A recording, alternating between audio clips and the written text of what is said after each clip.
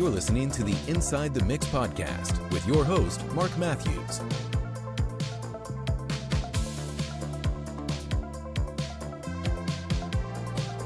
Hello, folks, and welcome back to the Inside the Mix podcast. And it is the Christmas special. It only seems like the Halloween special was a few weeks ago, which it actually was at the point of recording this.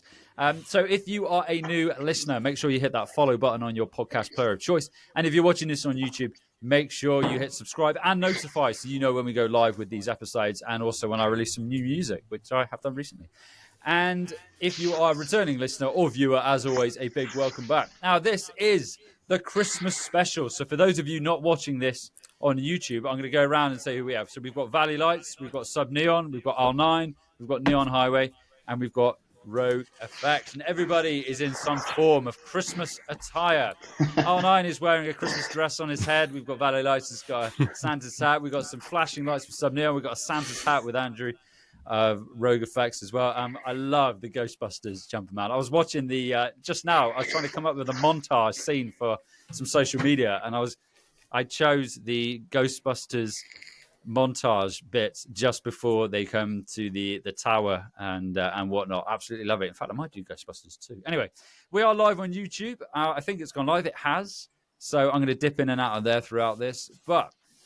The first song. So if you're unfamiliar with this format, folks, what happens is each artist, producer will, they have submitted 30 seconds of a piece of work and we're going to listen to it and then we just chat about it afterwards. So the first one is Sub Neon. What have we got coming up, Sub Neon?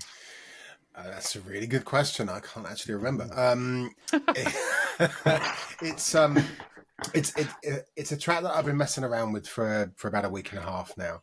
I have got a short-term passion for kind of bouncy bass at the minute, and I'm seeing what I can do with layering some kind of calmer sounds over the top of that. So I don't know what this is called yet. The working title is Bass Doctor. It's not going to be called that. So if there's any thoughts as to what it could be called, it would be really, really useful to hear your feedback. So yeah, this section is kind of a variation on the verse, because I've been posting little bits of this all over social media for the last couple of weeks. So yeah, I'd be interested to know what you think. Ace, man. Here we go. So this is a working title, Bass Doctor. Here we go.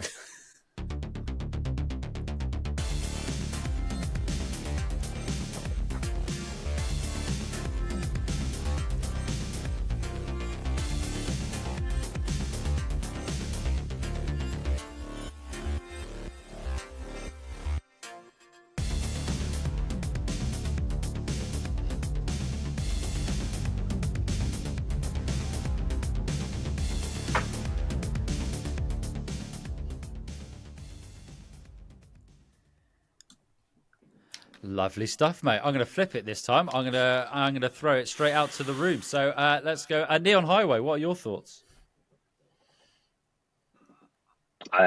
It's incredible, man. It sounds incredible. I feel like every time I get a preview of one of your tracks, that's instantly where I go. But it always sounds that good right from the beginning.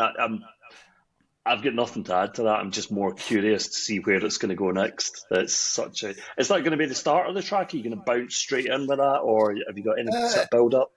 I think it's going to be quite similar to that. Yeah. The start starts with the bass and then it slaps in with the drums straight afterwards. But it's got quite a melodic chorus as well. So but I'm quite into the whole just get to the point thing, because all of my tracks so far have had like a minute's worth of intro, and I don't know. I wonder whether that's a bad thing when people are kind of scrolling through and everything. If it's got kind of a build up, do you lose people's attention? That would be an interesting question to pose to everyone, really. I mean, in this short term attention span world that we live in, our intros no longer as relevant as they used to be.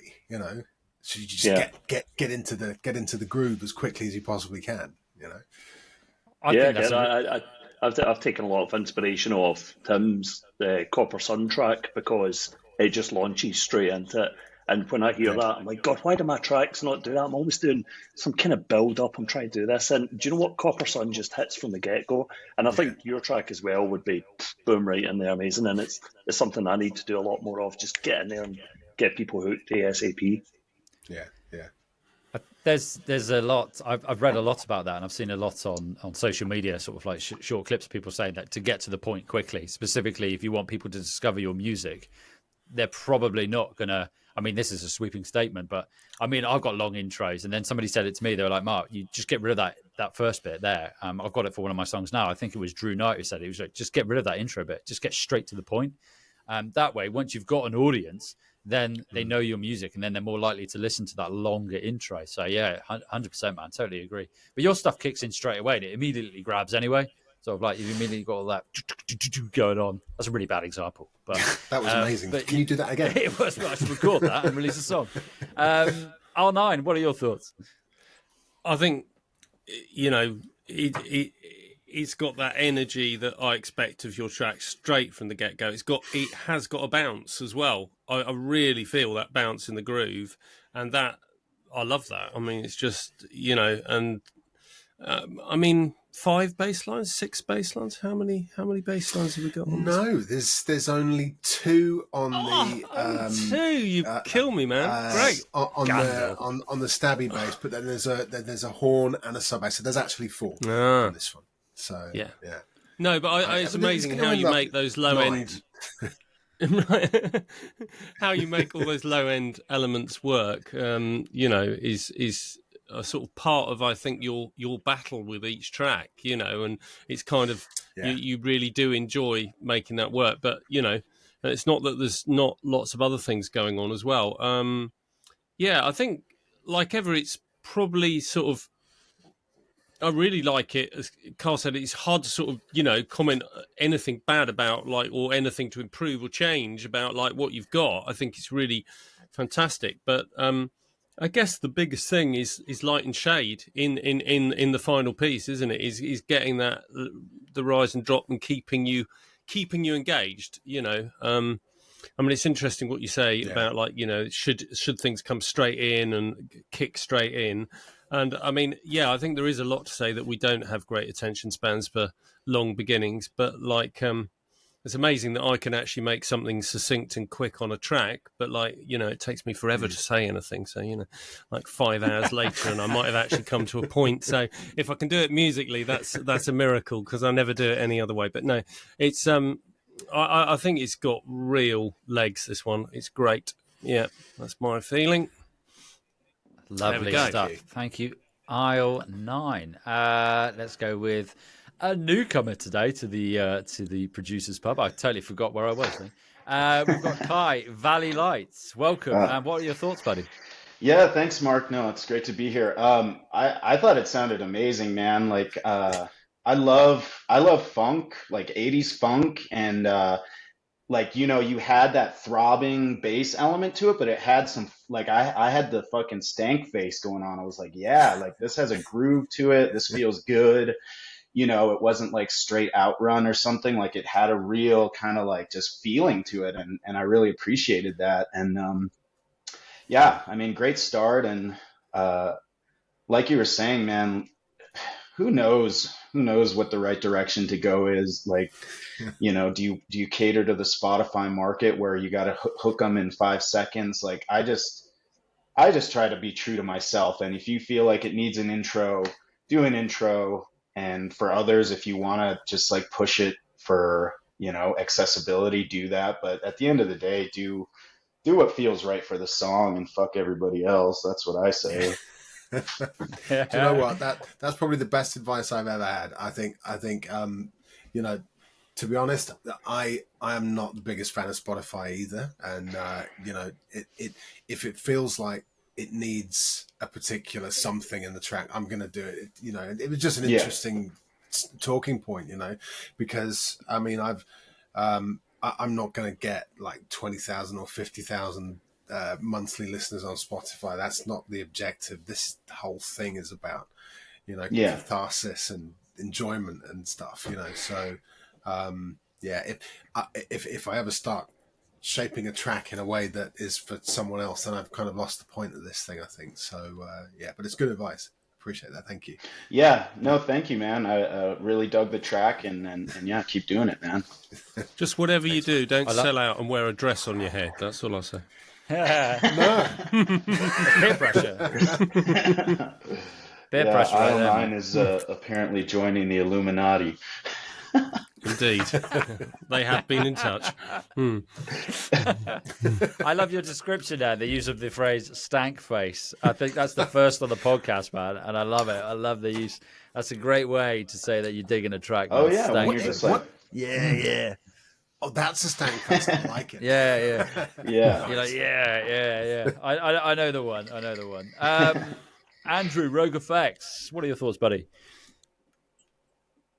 You're muted, mate. You're muted. Sorry. There we I mean, Sub Neon always has that, characteristic bass, and a little bit funkier maybe than some of the previous tracks. It's got a bit of a buddy cop kind of feel to it. I thought listening to it, kind of late 80s buddy cop movie. Thought it sounded absolutely great. Definitely a one to release. I think short build up straight into it, a couple of drops, and I think you're home and dry with that one. Really good. Nice one, thank you. Do you know what's really annoying is that there's a synth that kind of, it sounds like a bit of a reverse synth in after it kicks in. I only deleted it earlier today and then saved it, so I've now got to go. I can't remember which VST it's connected to. I've got to go through about 8,000 presets to try and find it again. But so I thought I'd share that. That was really boring. I'll shut up. So tell me Sharing just is one good. thing. Like, don't you save sequentially through your track? Oh, normally I do. Yeah. So every time normally I you do. make a And, change, you save in a. Yeah. Yeah, there was, but not this time. There was just one time. It's always the I one didn't time you save don't do it, isn't it? sequentially. Because I always Yeah. just sort of lob back to a sort of version before I started whatever the session was, and then hopefully I've still got that preset in there or whatever. But of course it doesn't always work. Yeah. I do meet normally people have who about don't do that. 25 to 35. Yeah, I normally have like 25 to 35 different versions of the track. This one I've got one, because I've been working on it for a week. So Right. I'm like, oh, come on. Never mind. Okay, gents, let's thank you very much, Sub Neon and everyone. Let's press on as next we have Neon Highway. What have we got coming up, buddy? So this is a track I've been working on for about a month or two. It's pretty much done. It's really sort of spawned from what happens in the early hours of the morning, when the city has gone quiet and there's really nobody out in the streets. Films like Martin Scorsese's After Hours, Martin Scorsese's Bringing Out the Dead, Stanley Kubrick's Eyes Wide Shut, like kind of midnight, what's going on? So the track is called After Hours, and I've tried to kind of capture that really subdued kind of midnight kind of feeling.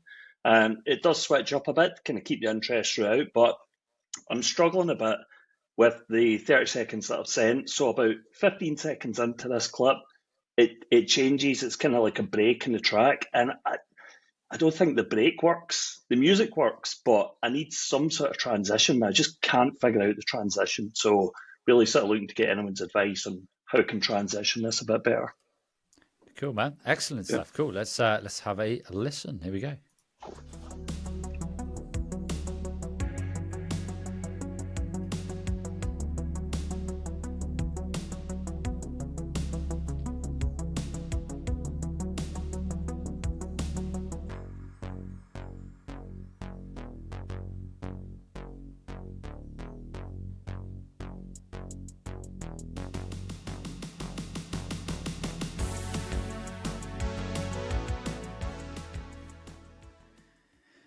Cool, mate. My immediate thoughts were, because I was listening out for those 15 seconds, was like some sort of string build or some like synth string build or something that's slowly building, maybe a filter sweep or something along those lines. That way you've got something else building up towards that break. And then I mean, what I generally do is when a break comes in, I have some sort of weird cinematic impact stuff going on, but that's the general direction my stuff goes.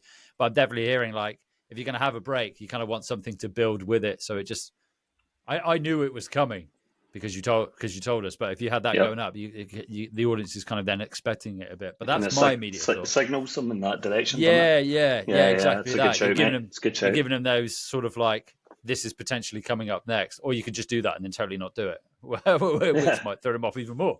But let's throw it around. Let's go with Sub Neon. Matt, what are your thoughts? Who's lights, man? I mean, I know it's putting me off. It's a good job I don't have epilepsy, isn't it, really? I really liked it. I think, but I see what you mean about the transition. I wonder whether the keys that you've got leading up to where the bass comes in, you could maybe slap a bit more reverb on and make more of the space there. So let it kind of maybe ring out a little bit longer, and then automate the volume or the filter sweep or something like that to bring the bass in a little bit more organically, because it kind of just comes straight in. So that would be my only suggestion, but it sounds amazing, and the vibe that you're going through, your description sounds amazing. Yeah, cheers, man. Thanks for that. And interestingly, that feedback is pretty much word for word what Clinton gave me about an hour ago. Oh, really? Wow. So okay. Well, we're going along the same lines there. So no, that's good shout. Good shout. I tried working it after Clinton saying that, and I just couldn't get it right. But what you've kind of said does help to add a bit more context there. So I'm going to give that a shot. Cheers, man. Cool. Yeah, no worries. Cool. Andrew, RogueFx, what are your thoughts, buddy? You're muted again, mate. Can't get used to the mute button. I do this all at work as well. I'm on Zooms all, so it's always me that hasn't unmuted. So when I first started out, it's had a bit of, you from? Is it Glasgow you're from? Or that way? Yeah. The Blue Nile, I think they're a Glasgow band from the 80s. Is that? Yeah, definitely had a kind of 80s style. Downtown Lights kind of sound. Yeah, that kind of feel to it. And so I was expecting it to go like, through that. I thought, really cool. And then it went into a different way, it's kind of different kind of genre, I guess. It went into the more outrun type of music, which is not my forte. It's not really what I know too well. So the first part of it, I was like, love that. And then I went to an area that I was like, okay, well, I wasn't expecting that. So that's that. I guess that's a good thing. So I certainly wasn't expecting it. But I loved the first part, and the second part, I preferred the first part, but I like it all. But just being honest, that the first part of it was great of music, and I think that's so. If I was doing something, I would go down that route. I think it was that really that could be a really excellent song as a full song in that way of doing it. So I mean, the first sort of run at the demo of that was pretty much that, and I was just like, this is losing interest. So I needed to kind of switch up the tempo, put a few more kind of bits into it, and there's almost like a pre-chorus that's built on the verse. It opens up the filter a bit. So structurally, it's pretty much there. I'm just trying to find that transition in that break which occurs about 2/3 of the way through the song, but when I start at that break and listen from there, it's perfect. I can listen to that and go, right, that's perfect from there to the end of the song. Yeah. I just need that transition. But that's cool, man. And then thanks for the kind words. Appreciate it. No, no problem. Excellent. Thanks, buddy. Kai, Valley Lights, what are your thoughts, buddy?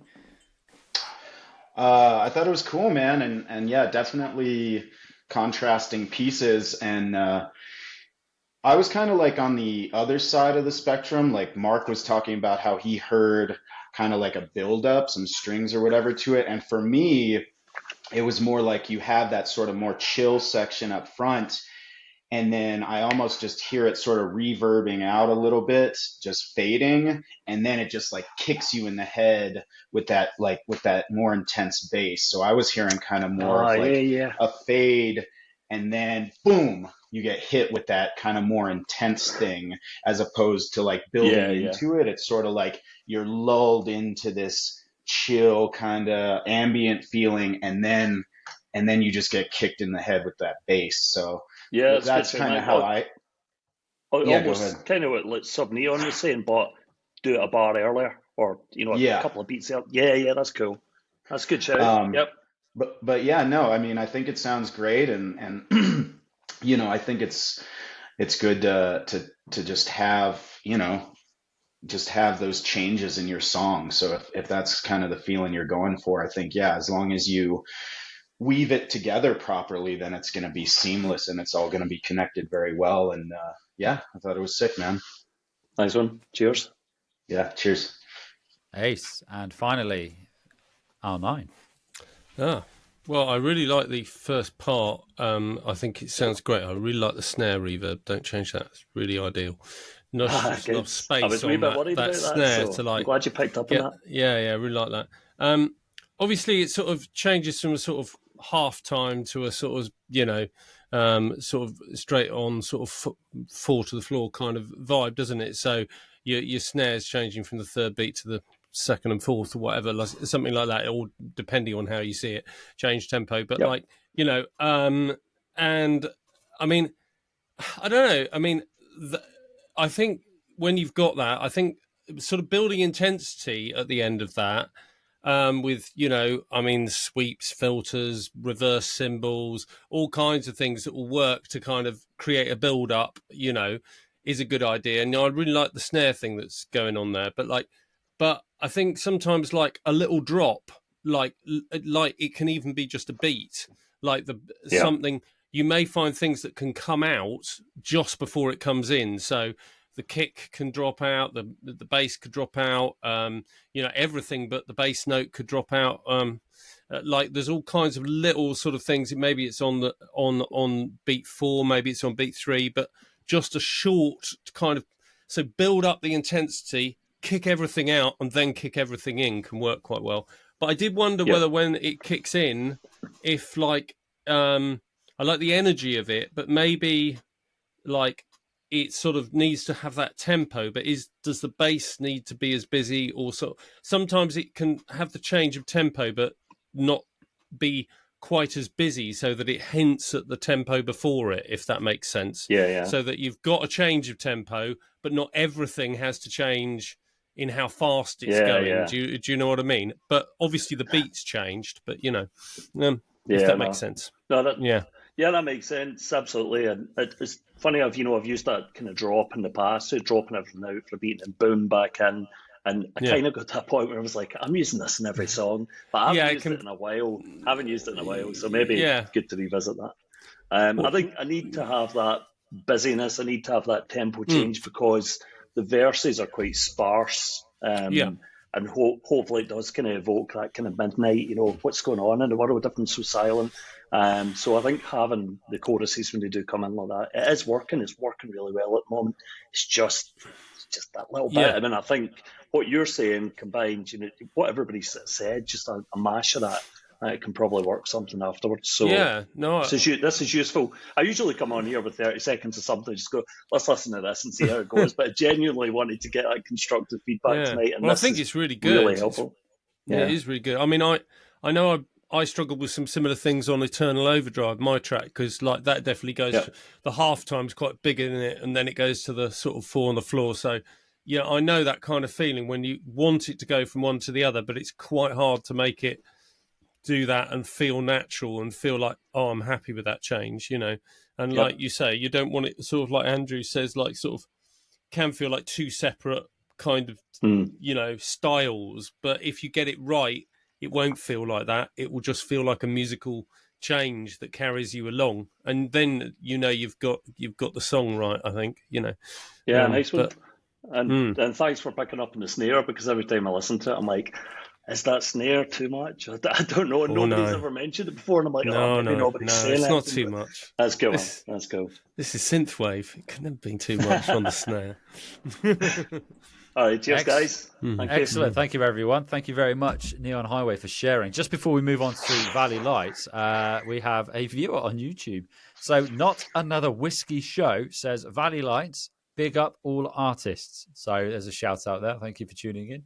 Yes, Valley Lights. What have we got coming up, buddy? So this is a finished track. This is off my debut album, Two Lane Highway, which came out September 29th. And I had sent you another track before, and then you were like, "Oh, it's the Christmas special. So if you have any like Christmas stuff," and I was like, "Christmas synthwave? What the hell? Like, is that a thing?" And then I was like, "Oh, wait a minute. I have a song where I actually talk about Christmas." And so I sent that one to you. It's called California. Fantastic, mate. Yes, Synthwave and Christmas. I actually released a Christmas song last year, and if I weren't releasing other music, I would be promoting it. And Tim did as well. We set each other a challenge, I believe. We had this conversation last year and released Christmas songs. So, that's awesome. That's awesome. I'd say, well, audience listening, I'll put links to both of our Christmas songs in the episode descriptions. Because I'd like to get some more plays on it, to be honest. It's sort of like in the wilderness of musical releases at the moment. I think there's a music video, or there might be. Anyway, I digress. Here we go. So this is Valley Lights, California.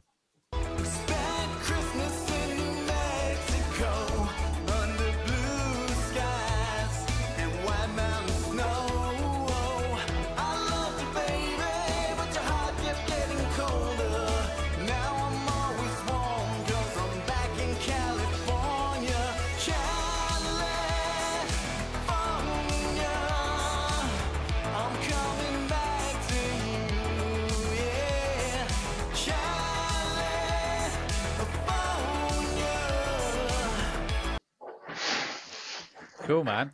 That chorus, it's got the bass line of it. It reminds me of a song called, how was it? She's got the look, I think it is. She's got the look, and it's that ding, in it. Yeah. It's Savage Garden. Is it Savage Garden? Yeah. Oh, right. Yeah. Did you know the song I mean then? Can you hear it in the chorus? Yeah, man. Which is a good thing because that's a very, very catchy hook. It's man. very well produced. Oh, no, I never thought about that, but yeah, that's cool. Yeah, I do this on every episode. Somebody will play a song and I'll hear something and I can never pick out what song Great it is. vocal. But I've actually done Great it. vocal. Yeah, I like it. Yeah, Yes, yeah, vocals indeed. amazing, man. Oh, thank you. Let's sling it around the room. So, Andrew, do you want to RogueFx? What are your thoughts, buddy? Yeah, well, I love Valley Light stuff. So no surprise to me that it's so good. It's a little bit more, vocally proper powerhouse on that, isn't it? You're really going for it on that. And then there's some of the songs that are a little bit more subdued that you've released in the, but I think that was, really good. Loved it. It's got that, a lot of your stuff's got that widescreen type of, feel to it, open roads and all of that kind of thing, but with the 80s style. And no, it's really good. Is that going to be a single or? No plans to do it as a single, but I have been kicking around the idea of doing, if we do another music video, that one. But people really love that song, and it's kind of crazy to me because I think that was the hardest song for me to write on the album because it's so like major key and in your face. Like I remember when I was working with this producer and he kicked it over to me and I was just like, what am I gonna do with this? Because I was like, I'm into the like sort of melancholic synthwave stuff, and then this is just like, this is in your face, and I was like, okay, like challenge accepted. And well, it took me a long time, but it got there, and I'm really happy with it. No, not do a video because if it's anything like your last video, obviously that was excellent. that definitely went the extra mile to most of the videos you see in the in the community. Oh, thank you. Yeah, really good. Enjoyed it. No, thank you. I appreciate all your feedback, Andrew, man, and I'm a big fan of yours as well. Thank you. Cheers, mate. Cool, excellent. Let's swing it around. Neon Highway, what are your thoughts, buddy? Yeah, it was great, man. Sorry, it's coming off mute there. Fantastic. Like the vocals just are so amazing. They just stand out and they just build. And it's like you said, writing it in that major key. I think often it's really hard to write a good song in a major key. It's easy to go down the sad route. It's easy to go down a minor key and do that. But I suppose you if you're going for Christmas, you kind of want it to be upbeat. And do you know what? I love the fact that from where you are and just the whole theme of the song, California, and it's such a bright, joyful song. I can't imagine a Christmas song in Scotland being that bright, I would definitely be going for a minor key. But yeah, it's tremendous. What is? I was curious as to what synth you're using on that bass there when it kicks in. The one that we know which bit is talking about, because it sounds brilliant. To be honest with you, man, like I'm really more of a songwriter. Like I write all this stuff on acoustic guitar or electric guitar mostly, and then unfortunately I'm not like super knowledgeable about the synth stuff. I have a great guy over in France that I linked up with, and he put that one together after we sort of kicked around like the skeletal thing I put together. So unfortunately, I can't give you the answer, but No, that's cool. I could probably dig his brain if you want me to. It's a good sound, man. And do you find, is that how you always write your songs? Do you start with acoustic guitar? Yeah, pretty much. Or like I'm very much a vocalist and like a lyricist, and so either I get a skeleton thing, or I'll just like, I have two producers that I work with primarily, and I'll just kind of talk about like what I want or send them a reference track or something. And I don't know, I just kind of went into this whole project, which was pretty new, and I just said, you know what, I'm just gonna write, like whether I like the song. And like, California is a great example. I don't know if I would have written to it, but I just said, no, like you're gonna write to it. Maybe you're not feeling it. I don't care if you're feeling it. You're gonna write to it. And so I work with these producers, I write stuff on my own, and I just try to make a habit of whatever I get, I'm gonna turn it into a song. Maybe it's a good song, maybe it's a bad song. At the end of the day, I don't care. I'm writing, I'm making music, and that's making me happy. So that's kind of like that's what I do. Yeah, man, that's cool when it comes across. As I said, such a joyful vibe. Really good stuff. Love it. Yeah, thank you so much, man. I appreciate that. You could put that song. That could be a rock song, just as all guitars, just as easily as a synth-based song. Yeah. It would probably sound brilliant. And that's maybe the way you write.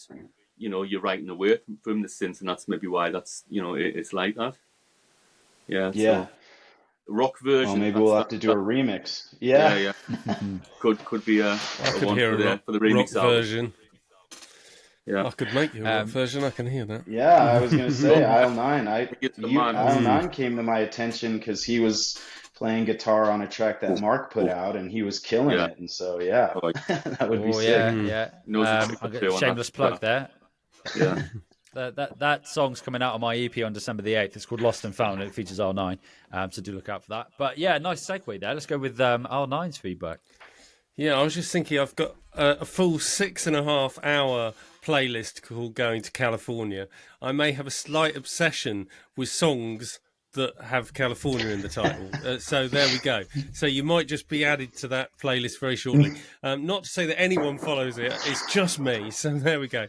But like, I don't know. It's like, I think it's because I come from a part of the world where California is a mythical place that I've never been to, that, is beautiful and full of sunshine, and the girls look great. But like, we all know that like life is probably not quite the same as that. But like, I really like the song. It's got a great, I think you work with a major key really well, which is really difficult. And I just go, oh no, when a major key turns up, it's just going to sound, really sort of, cheesy if you're not careful. But like, I think you work really well with that, and the lyrics work well. And I can really hear what RogueFx is saying about like the rock thing. I mean, obviously the synthwave and rock kind of do sit together, and like there is a kind of common thread, and 80s rock particularly, and that kind of sort of thing, 80s synth pop, and like they do meld together. I mean, I know I was desperately upset in the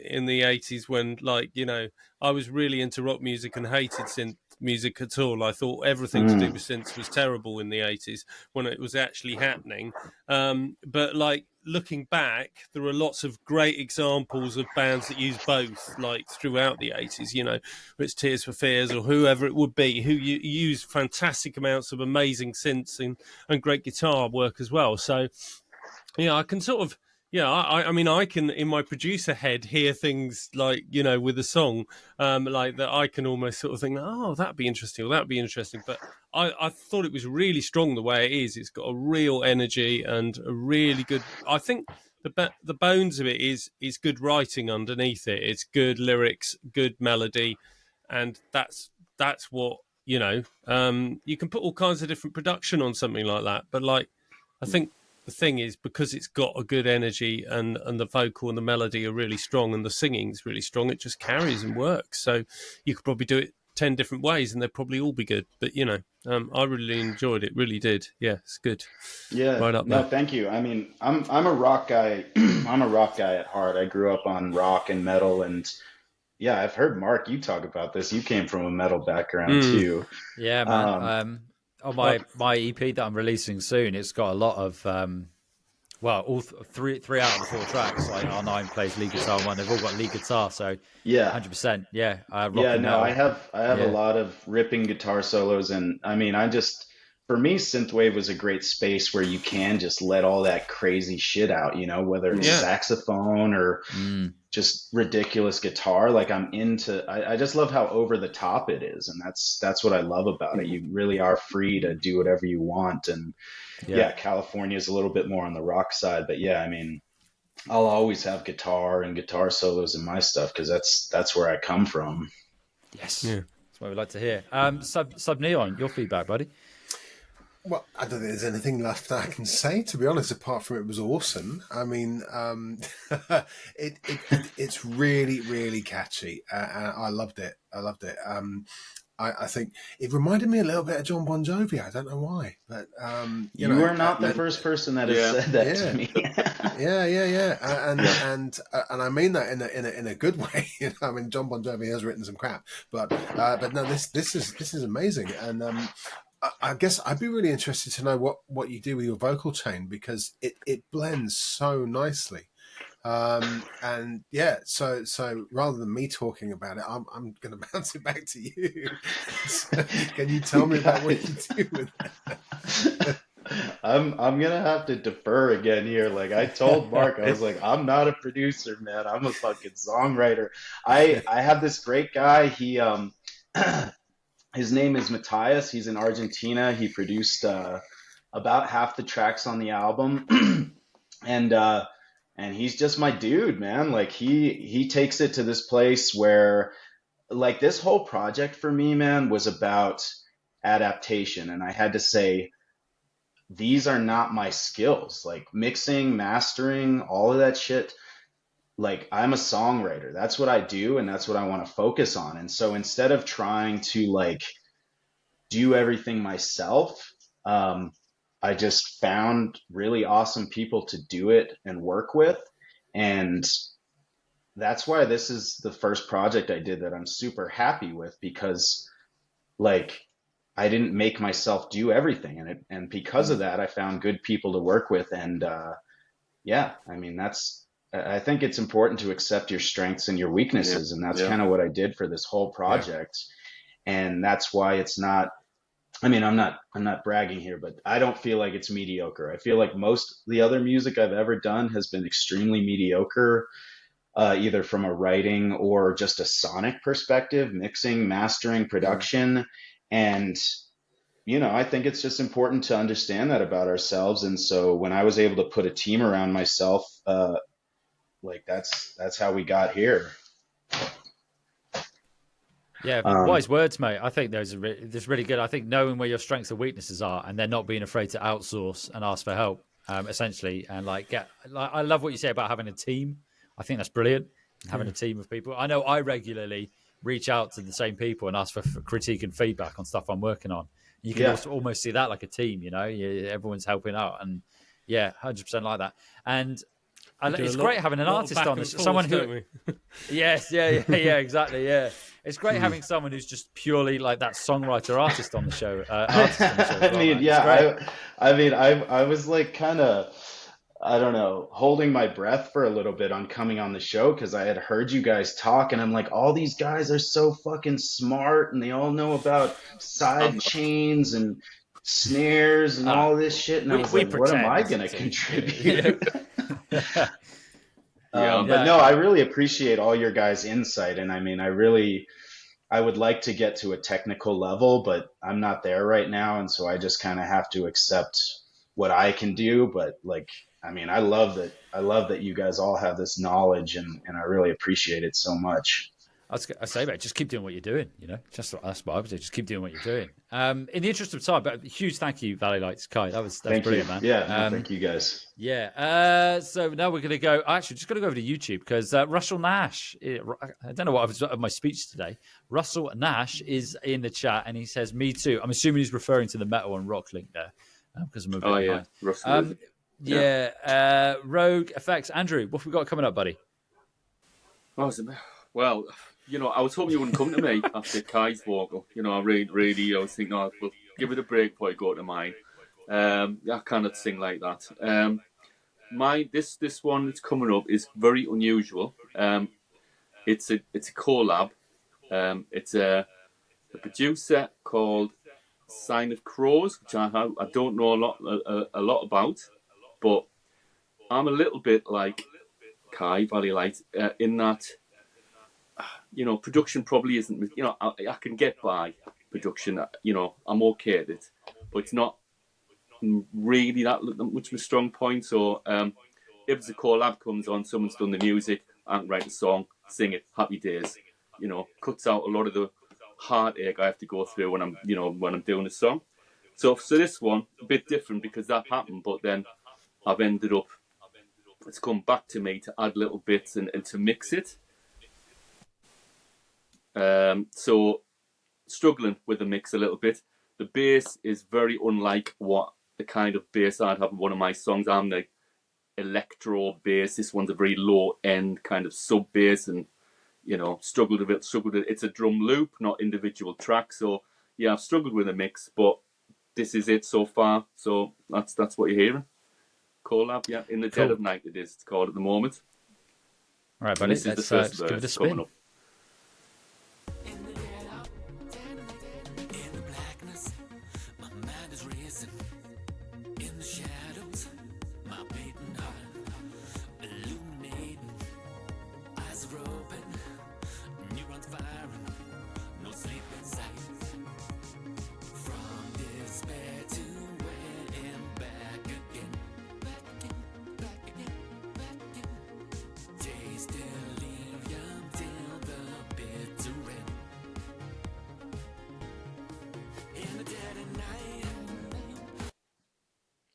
Yeah, that's it. Yeah, cool, man. The harmonies are too loud. I can hear that already. Yeah, it's hard with this Riverside platform. What you find is it's not a true representation a lot of the time of the music because I believe it might even play it in mono. I'm not entirely sure. But I mean, my initial thoughts are I think your snare sounds quite quiet to the kick, and the kick's quite prominent in that mix in itself. And but I think it sounds really good. And the synths as well. It's a loop, so I can't. Oh, is it? Of course, yeah. At the moment. Yeah, you did say, didn't you?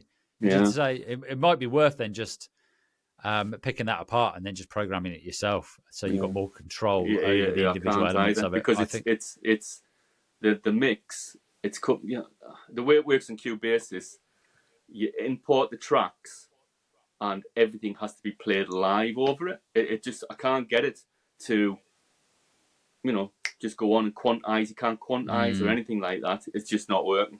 So all of the bits I've added, I've just had to track and put to the grid as best I can. Yeah. But I might get into. I have got in touch with him and said, look, is there any way you can split out the bass, because there's a synth on the bass track, so maybe you can split them out. But I think it's a loop because I did ask that before. Yeah, so it's having that flexibility. I'm of hoping control, something isn't can be done in the mastering stage. Pop. Oh, dear. I can see Tim shaking his head. That was my initial thought. Was I mean, I'll pass it over to Tim. What are your thoughts, R9? I think there's a good song in there. I immediately could hear the song. It's like I think when it's always difficult that when you're mixing something and what you've got isn't what you need and isn't quite right. Or when you're importing it into your software and it's not all lining up, you're having problems with technical problems and it's just not, I mean, do fire me a message if you want my help. I might be able to sort of sort it out or whatever, but like so that it works in your Cubasis. But like, you know, I'm a Cubase user, but not a Cubasis user. But like, it's it's very difficult if everything isn't making sense in your DAW, and I know those kind of projects can be difficult. I think it is that kind of thing of, as Mark said, of getting the drums right and then the bass sitting right with them taking up a. I mean, I'm never afraid at that point if I don't like something to just rewrite it. So I'm just like, no, sod that. I don't like the drums. No, sod that. The bass isn't right. I'll just rewrite it. You know, if it's not working, or indeed go back to the other person and see if they can't provide me with the right things. And sometimes that's what you have to do to get it, you know, right. And I mean, you know, then you obviously, as you're saying, like you can hear things with the vocal levels maybe to get them sitting right, and then just the synths to sort of fill out that gap underneath them a bit more because they seem sort of too separate at the moment. But like, you know, I don't think it's miles away if you've got the elements to just balance up. And I do hear a good synth pop song going on in there. It really is. So, I like the song. Definitely straight away I could hear a catchy song in there. And I like the vocal, actually. I like the way the vocal works on it. It's good melody on there. It's nice. Yeah. So I think don't despair. The mix is probably just in need of a bit of fixing, but you know, don't leave it to your mastering engineer either, because he's not going to be happy. Especially if it was me. It'd be, that'd be a tricky one, wouldn't it? Yeah, it would be tricky. Yeah. Although AI mastering AI stuff is getting crazy now with the way that you can like take a mix that someone sent you and just like literally divide it into stems, like, you know, and have the drums, the bass and the vocal, even from a stereo track. It's crazy. So, I mean, not ideal, but like still, it's crazy where that kind of stuff is heading. So, you know. It's interesting you mentioned that, because I saw a post. Now, I don't know if this was true or not. It may have been one of those fake news posts, but I'm sure it said, and it was a caption, and it was where someone says, and it was actual AI, a bot, giving feedback on a mix, telling them what to do to improve their mix. Actual feedback. So saying, I cannot remember the exact what it said. It was something along the lines of like, your snare needs to have a drop in this particular frequency range because it's clashing with this. And I was like, surely not. Surely, I mean, if that. But then again, once again, you're at the limit, or you're at the mercy of this vast data set that this AI is churning through. So it's not always going to be correct. Anyway, I was just mentioning that because I saw it and I thought, wow, actual written feedback telling you how to fix a mix. But I would much rather send it. Yeah, well, yes. I'd much rather send it to someone and just have their ears. But there you go. That's me. Let's go round the room. Kai, Valley Lights. What are your thoughts, buddy? I thought it was very cool, man. And RogueFx, Andrew, just dropped a very cool rendition of People Are Strange by The Doors, who I love. And so shout out to you for doing that.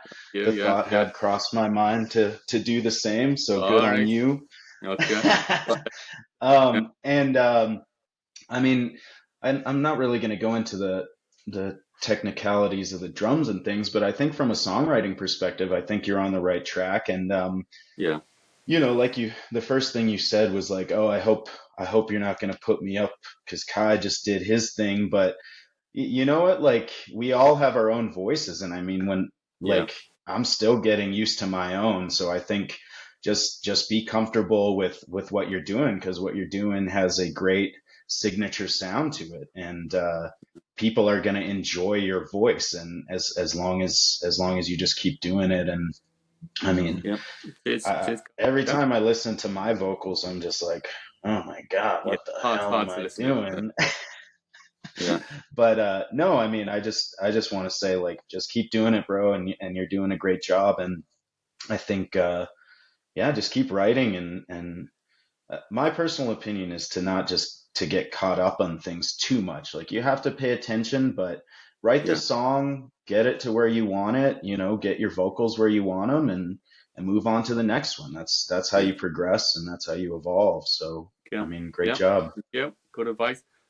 Mark, I just want to say I'm on 3%. I was on 60 when I started, but it's shooting down. I'm only on 3%, so I might have to join on my phone.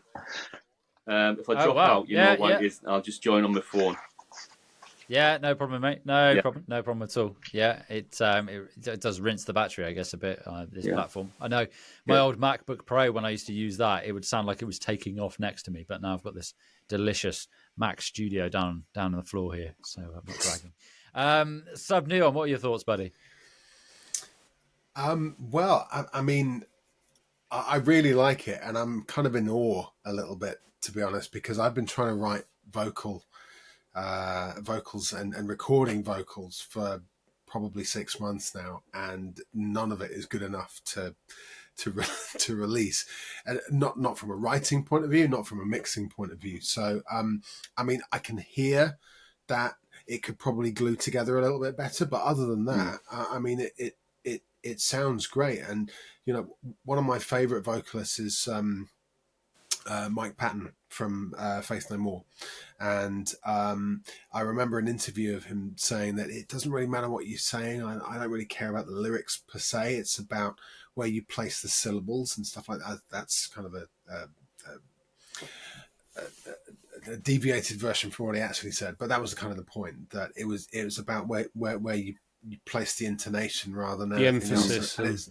Yeah, absolutely. And I can hear that really, really cleanly in what you've written. So other than, you know, maybe gluing it together with some compression or something like that, like I said, I bought Waves Harmony and all sorts of other vocals VSTs, still can't make it sound good. So I don't think I've got any real advice to add, but I think from where you are at the minute, it sounds great. Yeah, thank you. Carl, Neon Highway. Yeah, it sounds good, man. Much what the other guys have said, you know, and also what Kai was saying about your cover of The Doors. It's a fantastic cover.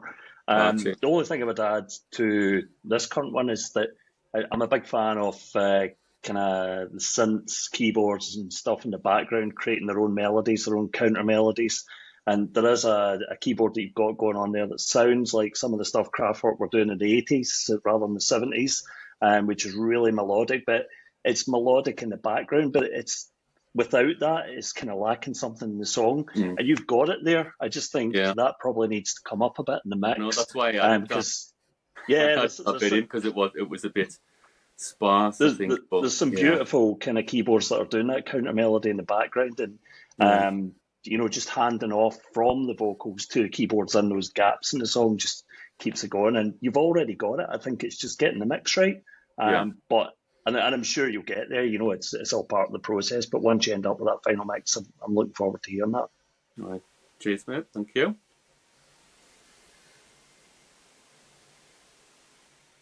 You're mute, Mark. It's just letting you say it. Fucking hell. I did that last time. The last time I did that. Right, here we go. R9, the final one. Here we go. What have we got coming up? Right, this one is called Our Sun-Kissed Dreams, I believe. So that was just titled about half an hour ago or whenever, like before the show. I just kind of like my missus and I were going over it, and she's very creative, so she was helpful there, and we just like listening to it and trying to think what the track was. I guess it's a chill wave kind of esque sort of, you know, vibe in it, or heading in that direction, and certainly more chilled than some of my tracks. But like, I mean, you know, you're probably in an open top car heading down somewhere coastal when you're listening to this. It's got that 80s nostalgic thing going on in it, those kind of vibes,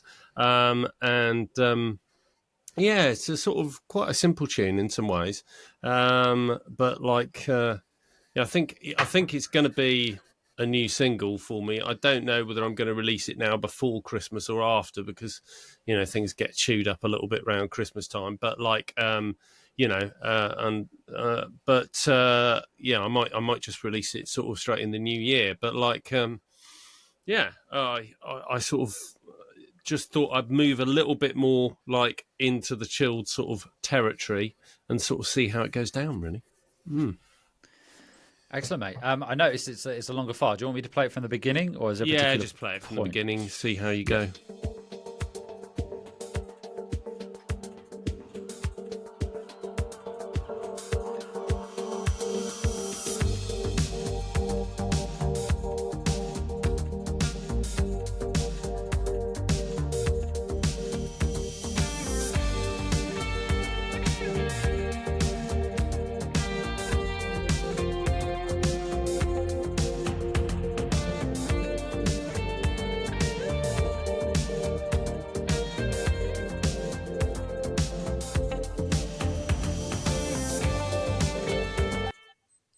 Cool, man. In the interest of fairness, I could listen to that all the way through because I love lead guitar, and I could have kept playing that. But I was like, in the interest of fairness, I'll stop it there.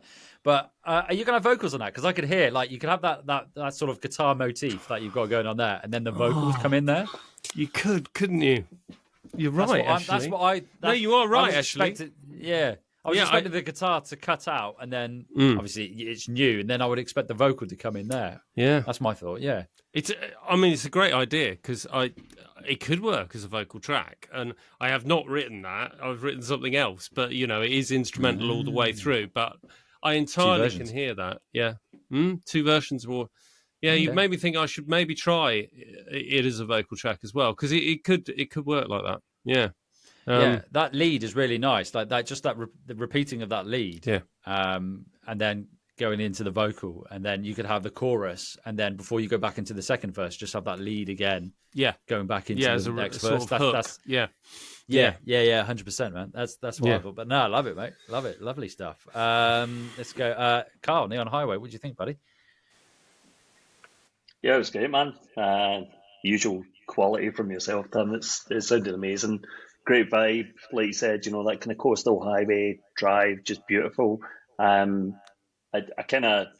feel towards as you're developing a song, when you get to the end, it's going to have some sort of crescendo into a really sort of euphoric kind of lots of sort of stuff twinkling away. Kind of almost you suggested it right from the get go with what you've got going on there, but I think that almost could sort of open up a bit more towards the end of the song when you get there. But sounds beautiful, man. Sounds really good. Thank you.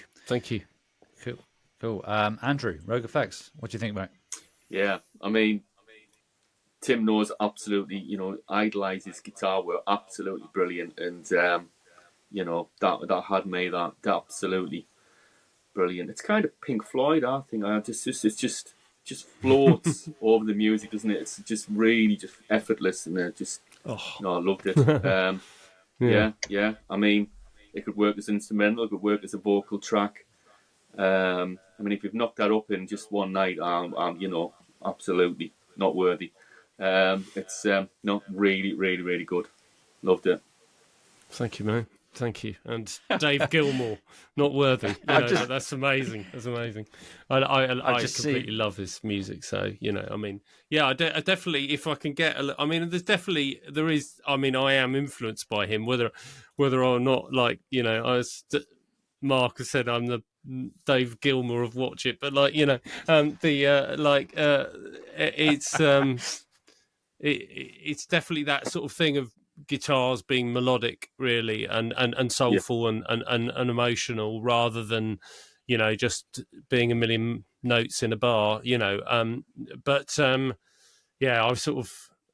I've definitely had that in a few other tracks, and I think I quite like that idea of. I know there's some other people out who are doing that as well. I've heard in their synthwave as well, and I think it's definitely in the genre. But there is also quite a lot of more sort of 80s shred kind of guitar in synthwave, which, don't get me wrong, I think can work beautifully and sound really good. But I guess I definitely sort of head in a different direction. Yeah. So if it gets the feels, that's good. Yeah, definitely does. I think that description of like floating it's part of the mix. It's coherent and it's within the context of the mix, but it just sort of like Andrew said, it kind of just floats on top. And I think that's a great description of it. And yeah, really, really nice guitar player, man. It's having you. I'm gonna plug my own music again, but on Lost and Found, which is out on December the 8th, my new EP, which Tim is part of, on that particular track, you can hear that in evidence there. It's absolutely delightful. But let's go around. Sub Neon, what your thoughts, buddy? As you might expect, I think it's amazing. I think R9 has this kind of weight to your mixes that I just love, and it kind of, and you were saying this in the last podcast, it's got a really immersive feel to it. I think the thing I heard, and I don't know how achievable this might be with your with your network, is I don't know if you know a musician called Chino Marino, who's the singer from Deftones, and he did a side project called Crosses, which is amazing. If you haven't heard it, I really recommend you listen to it. And it's kind of really clean, reverb soaked with kind of that reverse reverb type thing that kind of leads various different lines into it. I can hear a vocal that is quite ethereal that goes over the top of that. So yeah, that would be my only suggestion. But it from a production point of view, it sounds beautiful, absolutely beautiful. Thank you. I like that ethereal vocal idea. Yeah, interesting. I mean, I like the fact that vocals are obviously being bandied around as might work on this, which is I definitely ought to look at that. Yeah, cool. I think that's a great shout. Changing the House of Flies, by Deftones, man. Deftones. I like the Deftones. Yeah, that sort of style. That really, Chino Marino's got a great voice, man. It's a great shout. I'm going to check out Crosses as well. That's going to be my theme of tomorrow. I'll drop him a line, see what he's up to. The first thing I want to say is I think you got a strong candidate for your California playlist with that one, man. Like, I it definitely, what I love about Synthwave is for me, it just paints these pictures, right? So like that song, Cruising into the Sunset, I totally see that. And, I first learned about you as a guitar player, so I definitely, for me, there are times when you put that ripping solo kind of in the middle and it's like, this is the solo, but on that track, it's so chill and it's like moving into the distance for me. It almost has one of those solos that comes in and, it doesn't even have an ending lick necessarily. It just kind of just cruises out as the track fades out. And, I think you could do some really cool guitar stuff on there as it sort of, because it builds and then it sort of fades. And I really could hear that, as you're just cruising on into the distance. Yeah, I like that idea. Yeah. I love outros. They're just and guitar drenched outros are amongst the best. I love that kind of vibe in outros in general, in fades, where you sort of feel like the band were just continuing on and couldn't give a fuck, and like they just had to fade them out because they just really got on one. As the track went on, they got more and more into it, and then they just went, oh shit, we're just gonna have to pull the fader down on this because like we've got 20 minutes of it and no one will buy it. And I kind of like that vibe because in those fades you get that feeling that everyone is just losing themselves in the music, and it's going, and yet you don't get to hear all of that. You just know that it's going on and it's disappeared. But like that's a nice sort of thing that almost in your, you can imagine that in a room somewhere that music is still going on and that vibe is still going on. So I quite like that in fades. Yeah. No, that's exactly it. When it doesn't end completely, that song is still going on somewhere. You just can't hear it anymore. Yeah, exactly. Yeah, that's something great. I quite like in fades. Yeah. So. But great job, man. Thank you, man. Thanks very much. Fantastic, gents. It's been a brilliant showcase of music, as always. I'm just going to go over to YouTube, and we've got Midnight Void says, jolly holiday, everybody. Season's greetings. Russell Nash says, some nice lead guitar work again, Tim. Definitely some Gilmour influence in there. So big shout out to everybody who's joined us on YouTube.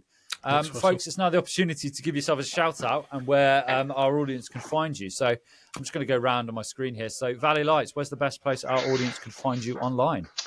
Thank you so much for having me, Mark, and to everybody else. It's really great to meet you guys. I'm on Instagram primarily, but I'm on all the socials. My debut album, Two Lane Highway, came out September 29th.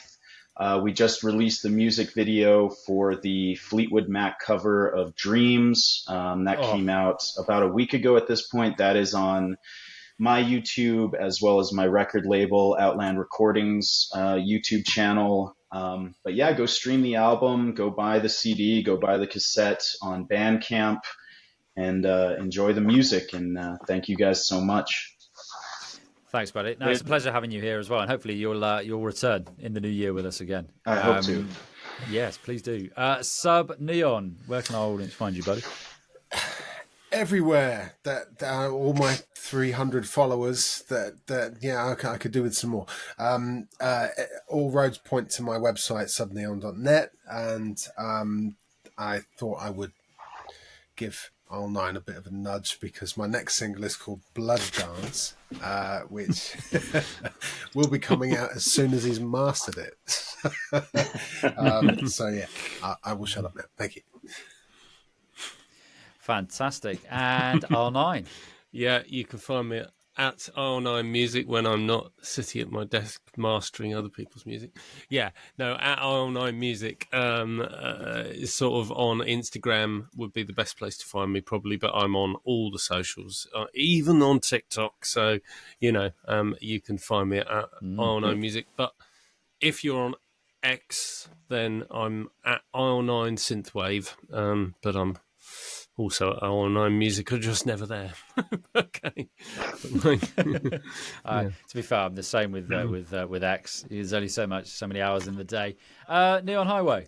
Yeah, just Instagram at Neon Highway Synth, then everything links off from there. New track, which got a bit off tonight, After Hours, should be coming out, I reckon, about January, just once I kind of finish up. So looking forward to getting that. Yeah. Excellent. Fantastic. And RogueFx, Andrew. Yeah, I'm confusingly on Instagram as RogueFx Retrowave, and on the others I'm RogueFx Synth or RogueFx Synthwave. I couldn't make my mind up, I think, and it's just so not a lot of consistency on the socials, but I'm on them all. And yeah, just all the digital stores as well, Bandcamp. So yeah, if you want to find RogueFx, you can. I'm on all those places.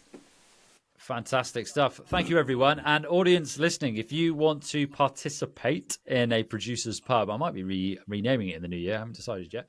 Head over to insidethemixpodcast.podia.com or insidethemixpodcast.com when I get my ass around to actually releasing the website. Alternatively, you can click on the link in the episode description and get on board. I know I have put the date in for January, so that is available. Just need to fill out the rest of the calendar. Gents, it's been a pleasure, and have a great Christmas when it arrives, and I will catch up with you all soon.